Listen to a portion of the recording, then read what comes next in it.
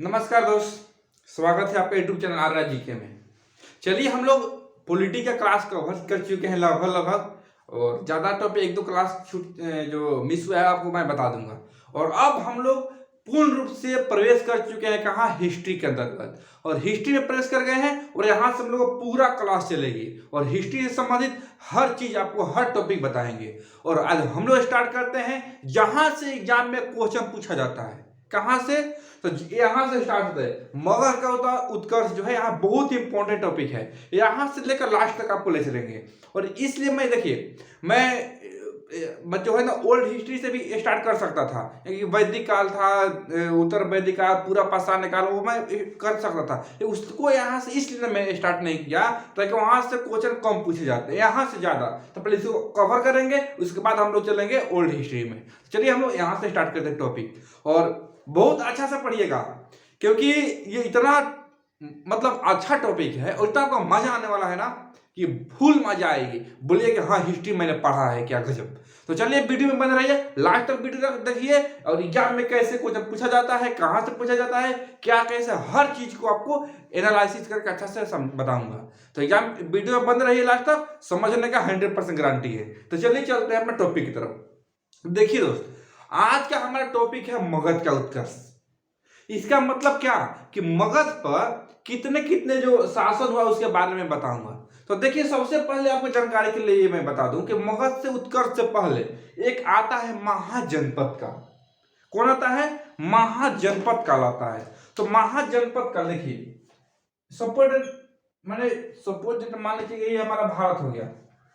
ध्यान समझिएगा, लगभग ये हमारा भारत हो गया। भारत स्पेस नहीं, इसलिए अच्छा भारत नहीं बन रहा है। स्पेस रहेगा तो अच्छा बन जाएगा।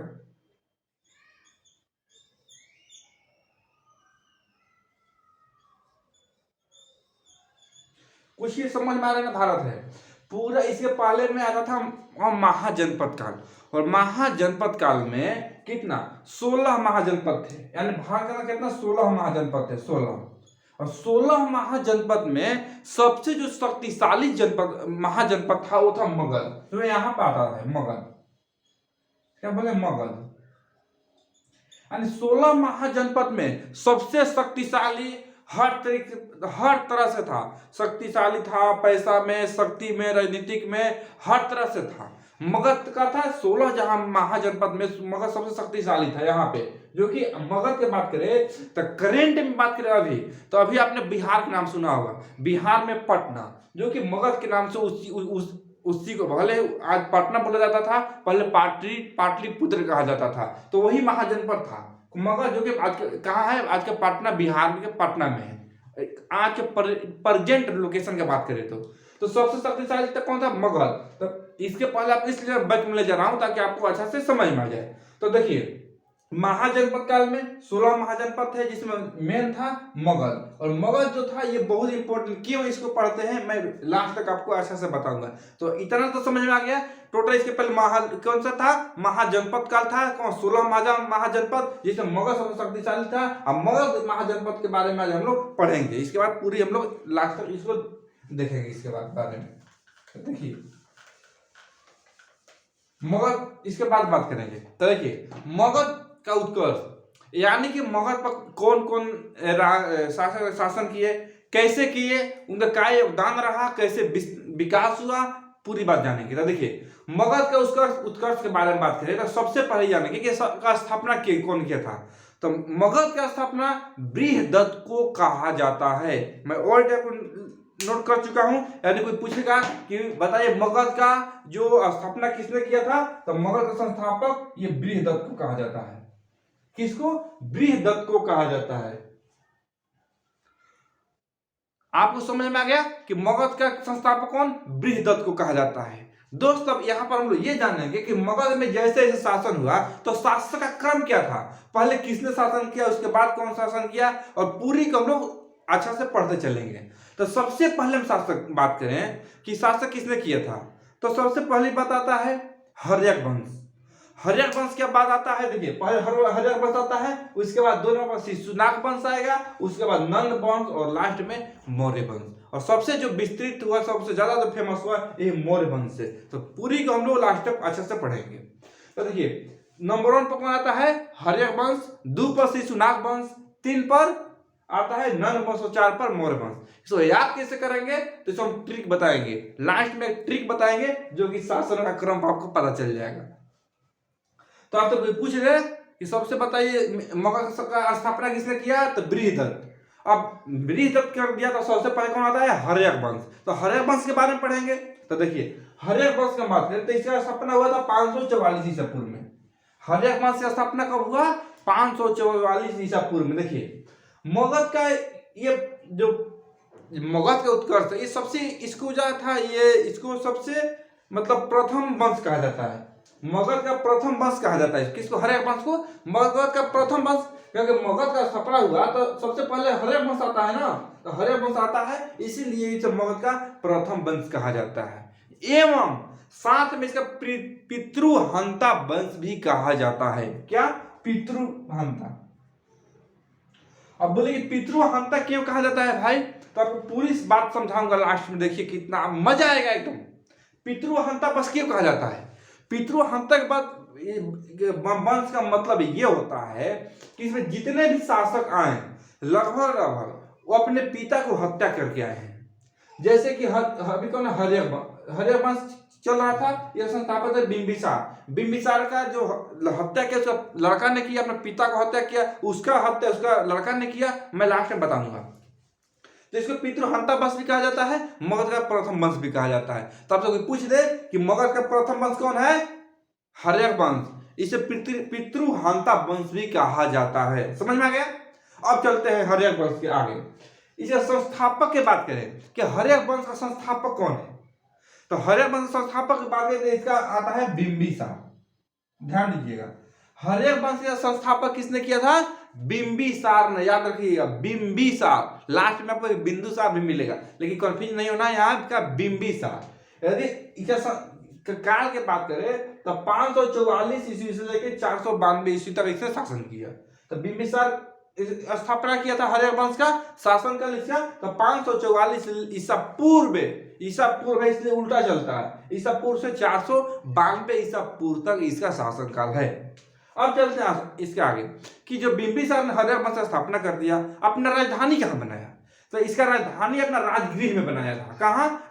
इसका राजधानी राजगृह बनाया था। देखिए तो यहां से कितना क्वेश्चन निकल गया? हर्यक वंश का स्थापना किसने किया था?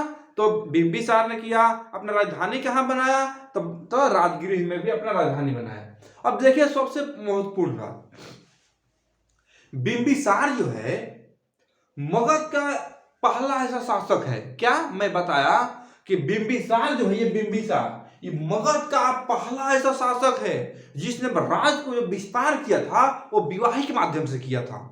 मतलब बिंबिसार था ना कि अपने मगध का जो उसका जो एरिया था शासन करता था, और अन्य जो उसको सोचा था कि और हम जैसे कि और जो आस पास के जो विस्तार किया तो वहां शादी कर लेता था जाकर के।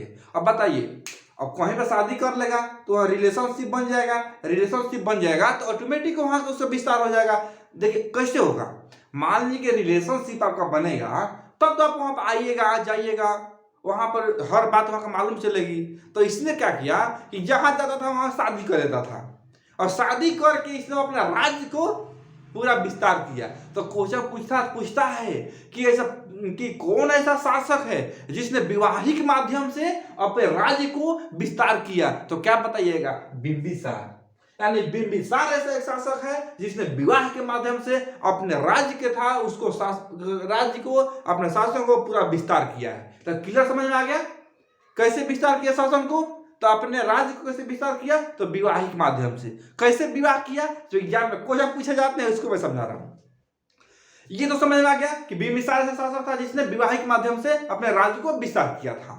अब देखिए पहला आता है विवाह का क्रम, कैसे शादी किया था। तो पहला जो आता है महाकोशला से शादी किया था। किससे?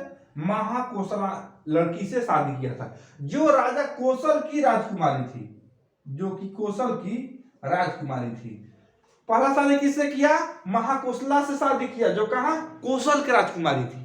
समझ में आ गया? तो पूछेगा कि पहला किससे शादी किया था? तो कोशल से, कोशल सॉरी महाकोशला से। महाकोशला कौन थी? तो कोशल की राजकुमारी थी। क्लियर हो गया? अब आता है दूसरा, चेलना से शादी किया। चेलना, चेलना कौन थी भाई? तो चेलना शादी जो किया था वो वैशाली की राजा चेटक की बहन थी। मैं वो भी चेटक के बारे में भी बताऊंगा आपको। तो चेलना कौन थी? तो वैशाली के राजा चेटक की बहन थी। क्लियर हो गया? तीसरा जो इसलिए मैं आपको लिख दिया हूं कि मैं इसे मुंह से बोलकर आपको पूरा बता सकता हूं, लेकिन इसलिए नहीं बता रहा हूं कि आप लोग नोट नहीं कर पाइएगा। और यहां से है कि आप लोग स्क्रीनशॉट लेकर के या अभी आप लोग पढ़ रहे हैं तो इसे नोट भी तो कर सकते हैं ऑफलाइन में भी। नेक्स्ट है छेमा। तीसरा इसके बाद की छेमा से शादी किया, और छेमा से शादी किया वो पंजाब राज्य की राजकुमारी थी। किसका? पंजाब राज्य की राजकुमारी थी। तो समझ में आ गया कौन सी भाई? पहला शादी महाकोशला से किया, कि देखिए महाकोशला से जो कोशल राजकुमारी थी। दूसरा चेलना से शादी किया था, चेलना जो वैशाली की राजा चेटक की बहन थी। इसके बाद छेमा से शादी किया जो पंजाब की राजकुमारी थी। अब बताइए, जहां जाता था ना ऐसे शादी कर लेता था। शादी करने से क्या राज्य विस्तार होगा, वहां रिलेशनशिप बन जाएगा, आएगा जाएगा, धीरे धीरे अपना वहां करके अपना वहां जो शासन था वहां करने लगा था, अपना विस्तार कर लिया। तो बहुत ही बार क्वेश्चन पूछता है हमेशा कि कौन सा राजा है इसने विवाह के माध्यम से राज्य को विस्तार किया? तो यही था बिंबिसार। देख लीजिए, ये केवल विवाह करता ही था, इसीलिए इसको मार दिया, इसे लड़का मार दिया। कैसे मार दिया आगे बताएंगे। देखिए नेक्स्ट इसके राजवैद्य था। एक बहुत बराबर क्वेश्चन पूछता है कि बिंबिसार के राजवैद्य कौन था? तो राजवैद्य के मतलब राज का जो वैद्य था वो कौन था?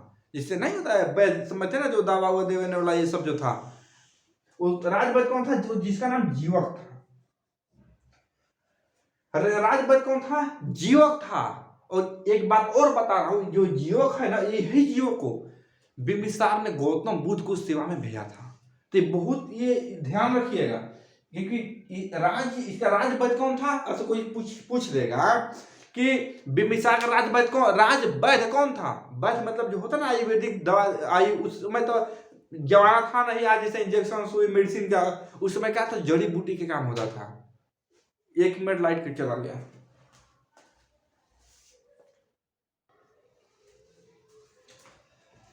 चलिए, तो थोड़ा लाइट का प्रॉब्लम में चला गया था, इन्वर्टर ऑन है, कोई बात नहीं। चलिए, तो यहां तो समझ में आ गया इसका राजवैद्य कौन था? जीवक था, राजवैद्य जीवक। और इसी जीवक को गौतम बुद्ध की सेवा में भेजा था। किसने भेजा था?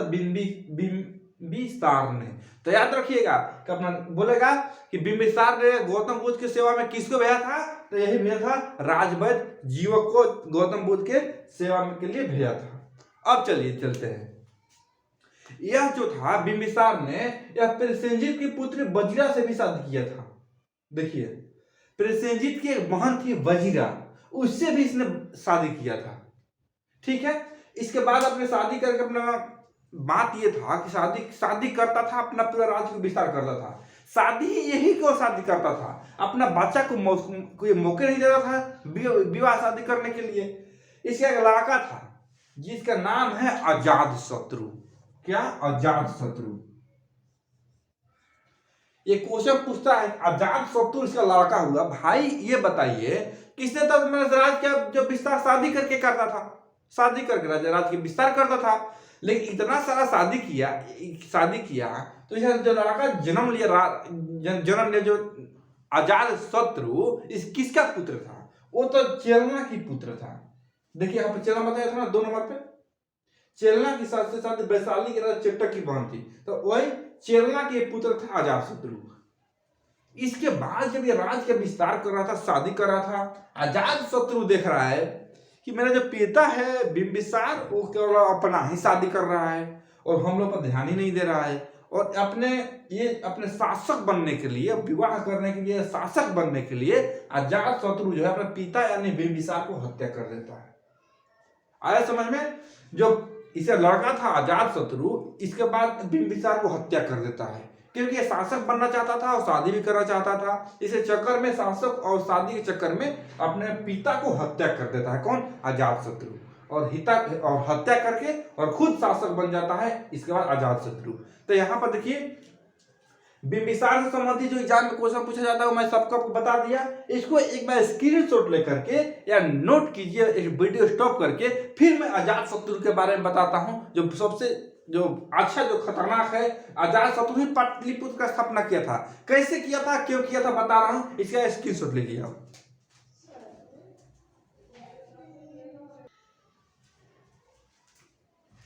चलिए दोस्त, यहां तक किसी को डाउट नहीं है।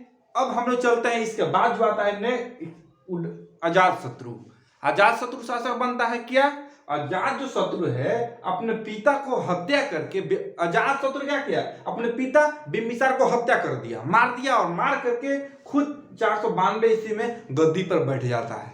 किसने हत्या किया भाई बिंबिसार के? तो उसका लड़का कौन था? अजातशत्रु। हत्या अपने पिता बिंबिसार को हत्या करके खुद गद्दी पर बैठ जाता है। ठीक, और यही अजातशत्रु के ही शासन काल में जो प्रथम बौद्ध सभा था, प्रथम बौद्ध सभा का आयोजन हुआ था, यही अजातशत्रु के शासन काल में।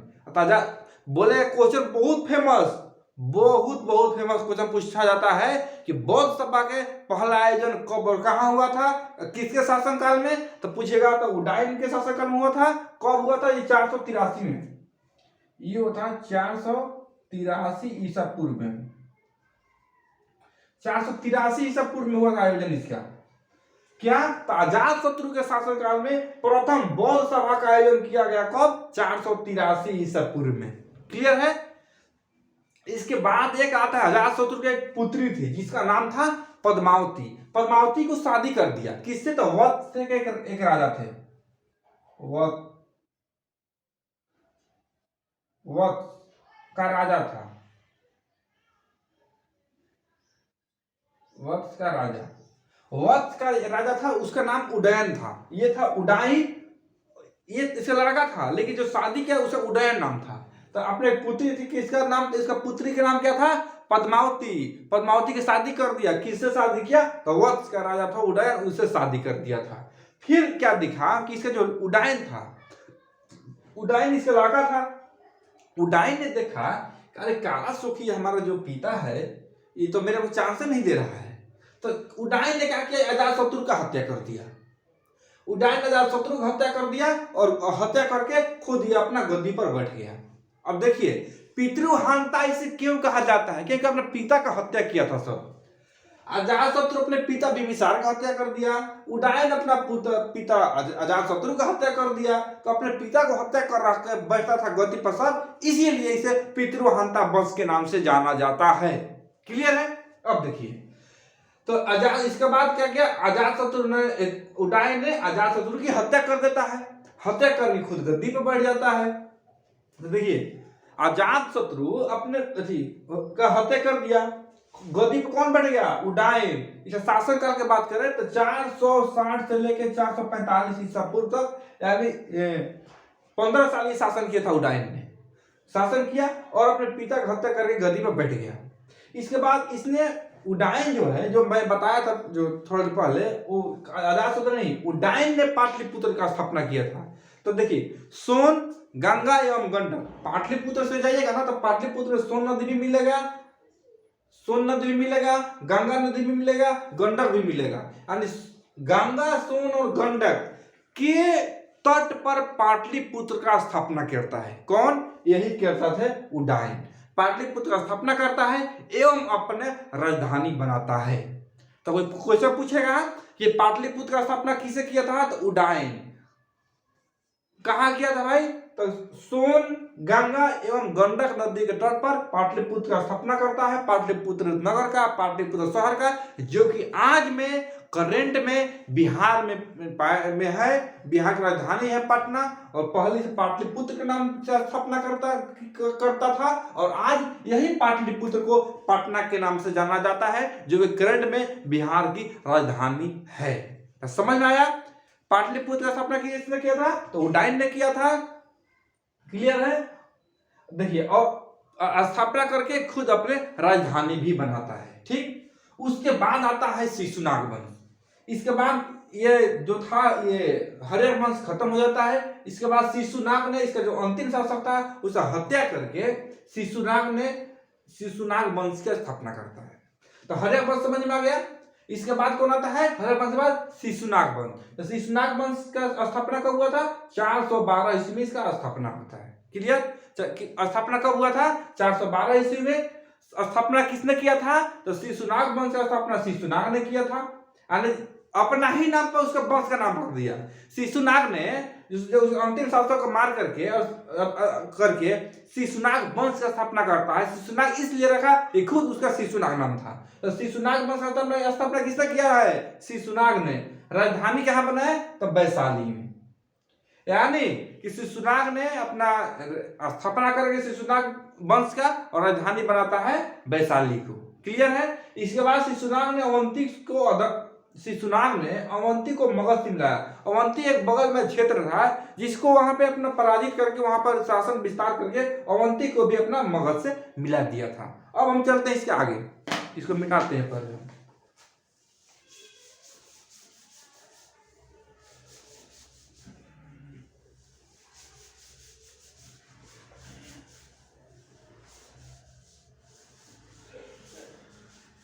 देखिए मैंने क्या बताया, पितृहंतक समझ में एक बार और समझ लीजिए, थोड़ा सा बैक चलते हैं।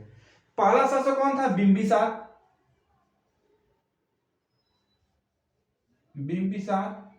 बिंबिसार को हत्या कौन करता है? तो बिंबिसार का हत्या करता है इसका लड़का जिसका नाम था अजातशत्रु। इसका हत्या करता है इसका लड़का, इसका नाम था उदयन।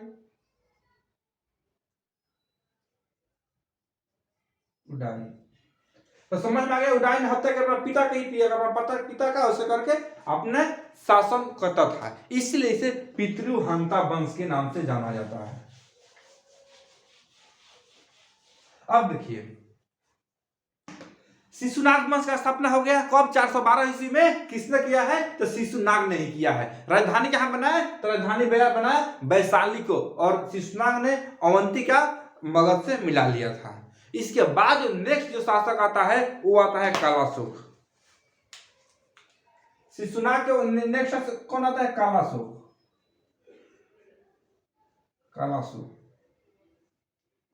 कालाशोक शासन आता है। और यही जो कालाशोक जो शासन बनता है, यही कालाशोक के समय जो देखिए प्रथम तो आयोजित हो गया था, मैं बता दिया था। द्वितीय बौद्ध साहित्य का आयोजन किया गया था। कालाशोक के समय द्वितीय बौद्ध धर्म का आयोजन किया गया। कौन? द्वितीय बौद्ध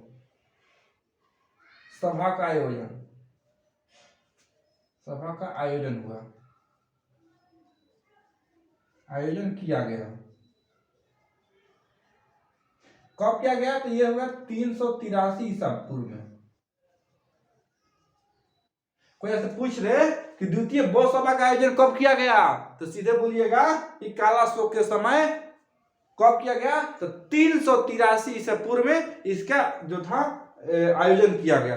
कौन किया था? कालाशोक ने इसका आयोजन किया गया था।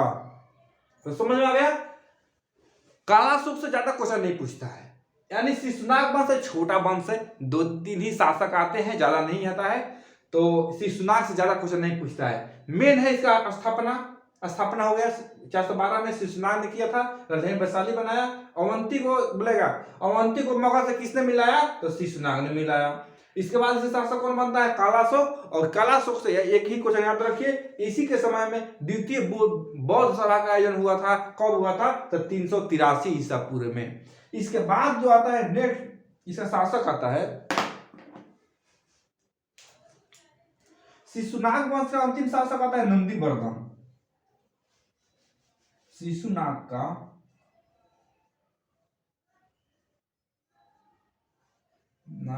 अंतिम शासक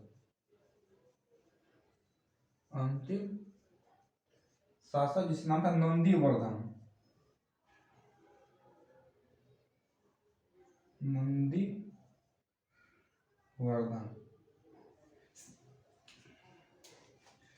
देखिए यहां तक समझ में आ गया। किसका, काला अशोक के शासन चल रहा था। और इसी के शासक में देखिए, मैं पहले से इसलिए लिख के रखता हूं ना कि आपको टाइम का सेविंग होता है। मैं लिखता हूं डबल टाइम, मतलब लिखता हूं फिर समझाता हूं, लिखूंगा फिर समझाऊंगा, आपका टाइम वेस्ट होगा। इसलिए पहले से मैं लिख के रखता हूं ताकि आपको इजीली मैं समझा सकूं। आपको समझने से काम है ना, समझाना मेरा काम है, इसलिए मैं थोड़ा पहले लिख के रखता हूं। तो चलिए ठीक है, कोई बात नहीं, उतना चलता है। तो समय में काला अशोक आता है, और काला अशोक के समय ही द्वितीय बौद्ध धर्म का सभा का आयोजन होता है 383 ईसा पूर्व में। इसके बाद जो आता है नेक्स्ट और शासक बने हैं, लेकिन इसे अंतिम जो शासक था वो था नंदीवर्धन। याद रखिएगा कौन सा, तो शिशुनाग का अंतिम शासक था। तो आपसे कोई पूछ दे कि शिशुनाग का अंतिम शासक कौन था, तो नंदीवर्धन। शिशुनाग छोटा वंश था, इसे ज्यादा क्वेश्चन नहीं पूछा जाता है, सिर्फ इतना ही रखिए, याद रखिए कि शिशुनाग वंश का स्थापना किसने किया, शिशुनाग ने किया। अपना राजधानी कहां बयान बनाया, वैशाली में बनाया, और शिशुनाग ने ही अवंती को मगध से मिलाया था।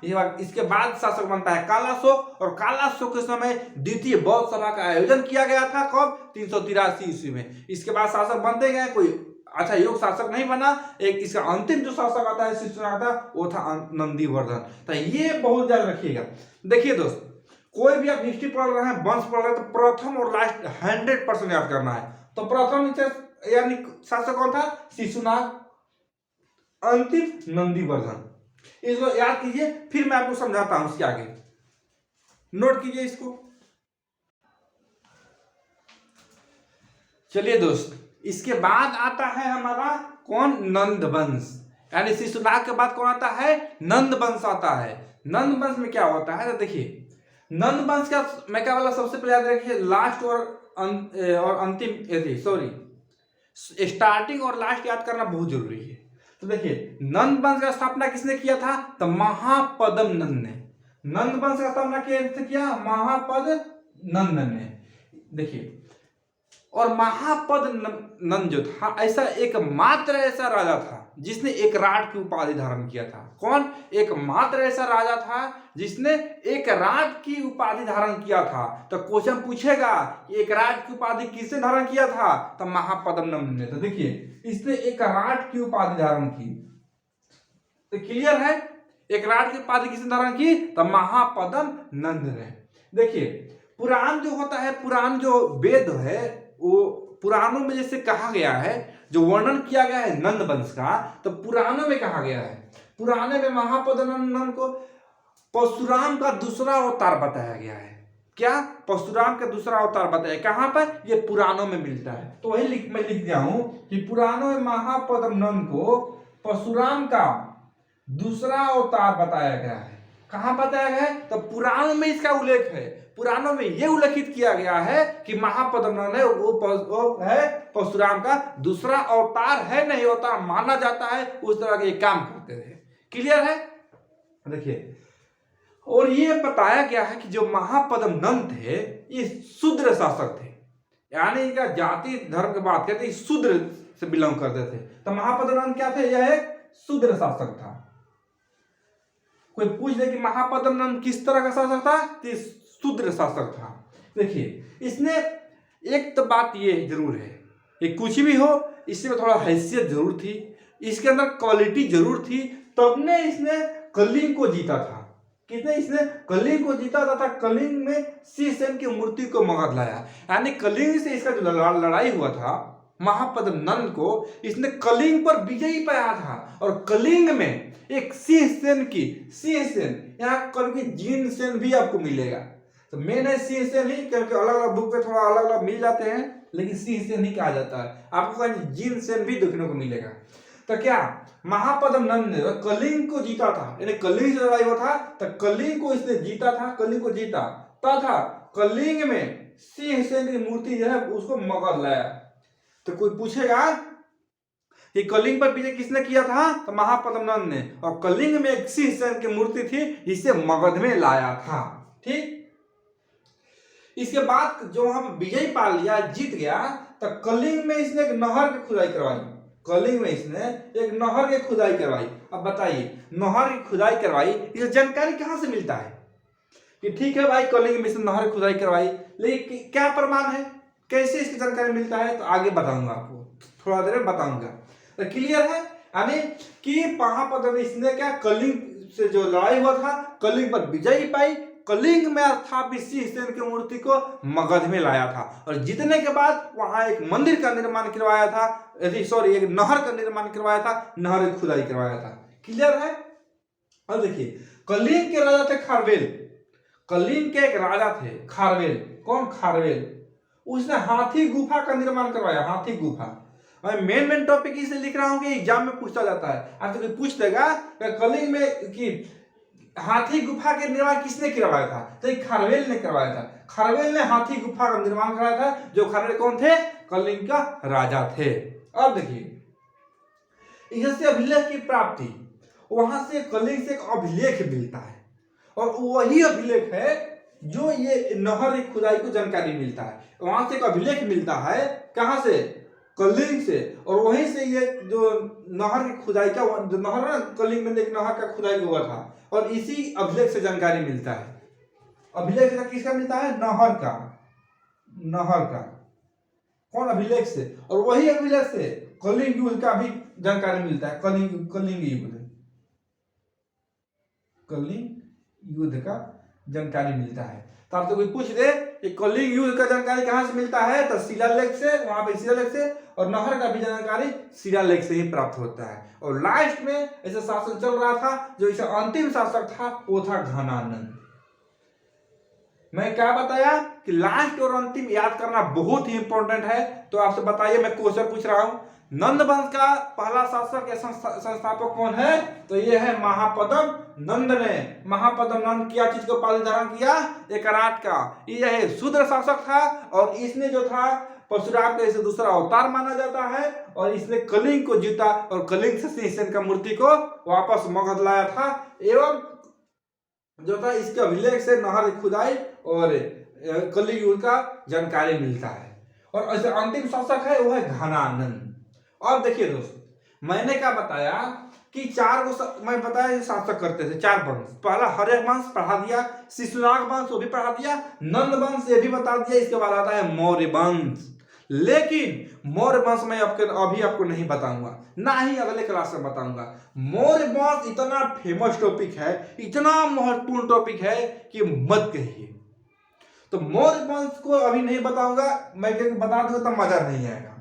मौर्य वंश की जानकारी से पहले, इसके बाद हमारा भारत में क्या क्या घटनाएं घटी, मौर्य वंश का स्थापना कैसे हुआ, किस कारण से हुआ, और इतना मजा आने वाला है नेक्स्ट क्लास में ना कि मत कहिए। तो ठीक है, यानी कि नंद वंश का अंतिम शासक घनानंद, और यहाँ तक आज छोड़ देता हूँ। नेक्स्ट जो आता है मौर्य वंश आएगा, वो आगे मौर्य वंश की चर्चा करेंगे आपको नेक्स्ट क्लास में। और मौर्य वंश से जानने से पहले कुछ आपको रोचक बातें बताएंगे जो कि आपको दिल के छू जाएगी। तो अगला क्लास देखना मत भूलिएगा, बहुत ही फेमस चैप्टर होने वाला है दोस्त। ये वीडियो आप लोगों को बहुत अच्छा समझ में आया होगा, इसे स्क्रीनशॉट भी ले लीजिए। देखिए जब भी मेरा क्लास करते हैं ना, तो कॉपी नोट बिल्कुल लेकर के रखिए और नोट करते रहिए हर बात को। और देखिए ये वीडियो आपको अच्छा लगा तो कहने की जरूरत नहीं है, सब्सक्राइब कीजिए, चैनल को सब्सक्राइब नहीं किया सब्सक्राइब कीजिए, दोस्तों में शेयर कीजिए ताकि सभी लोग पढ़ें, और लाइक कीजिए और कमेंट कीजिए। कमेंट करने से मेरे को सपोर्ट मिलता है, बहुत लाइक करने से सपोर्ट मिलता है और पढ़ाने को इच्छा करता है। और मिलते हैं हम लोग अगले वीडियो में, तब तक जय हिंद।